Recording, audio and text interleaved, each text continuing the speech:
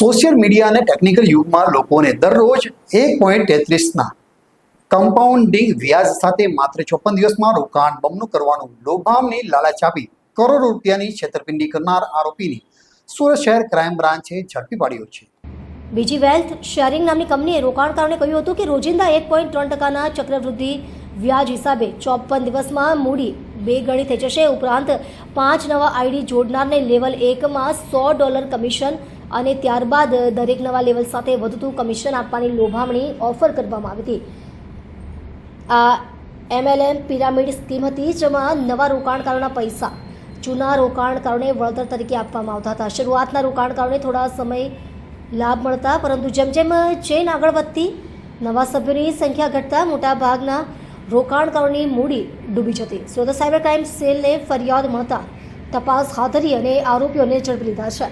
પોલીસના જણાવ્યા મુજબ આ પ્રકારની યોજનાઓ ગેરકાયદેસર છે અને આર્થિક છેતરપિંડી અધિનિયમ હેઠળ ગુનો બને છે.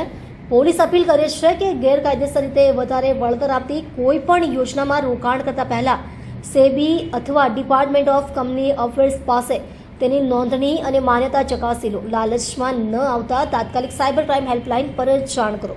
સુરત શહેર સાયબર ક્રાઇમ સેલને ખાનગી બાતમી આધારે ખબર પડી કે સોશિયો સર્કલમાં ભાટિયા કોમ્પ્લેક્સમાં એક દુકાન ચાલે છે અંશ એન્ટરપ્રાઇઝીસની નામથી, અને એની આડમાં એ લોકો એક બીજી વેલ્થ શેરિંગ નામની કંપની ચલાવે છે.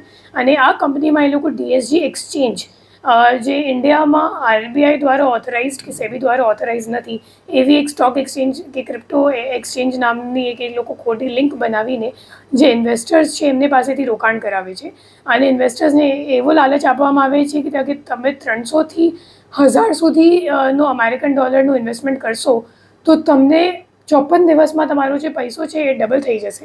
અને એ સિવાય જે આપણો જે આરોપીઓ છે અજય સિંહ અને નીરજ સિંહ, તો એ લોકોને રોકાણકારો જ્યારે ઇન્વેસ્ટ કરે તો ઇન્વેસ્ટમેન્ટના ઉપર 1.3%નું એ લોકોને પણ કમિશન મળતું હતું. એ રીતની એ લોકો એક મલ્ટી લેવલ માર્કેટિંગ સ્કીમ જેવી ચલાવતા હતા. અને જેટલા પણ રોકડ રૂપિયા એ લોકોને મળતા હતા ઇન્વેસ્ટર્સ પાસેથી, તો એ લોકો એક સોપારસ સેઠિયા કરીને બીજો આરોપી છે જે આ નાસ્તો કરતો છે હાલ, તો એમને એ લોકો હવાલા મારફતે મોકલતા હતા. આ સિવાય જે અલાઉદ્દીન અને ઇમરાન કરીને બીજા 2 આરોપીઓ છે જે હાલ પકડવામાં બાકી છે, એ લોકો અજય સિંહ અને નીરજ સિંહનું એ લોકોએ અકાઉન્ટ ખોલાવ્યું હતું. અને એ લોકોએ એમને સુરતની જવાબદારી આપી હતી કે તમે સુરતમાં કોઓર્ડિનેટ કરશો, અને એ રીતે એ આખી એક એ લોકો શોપમાં કસ્ટમર્સને ભેગા કરીને એવી રીતે એક ખોટી ઇન્વેસ્ટમેન્ટ સ્કીમ ચલાવતા હતા.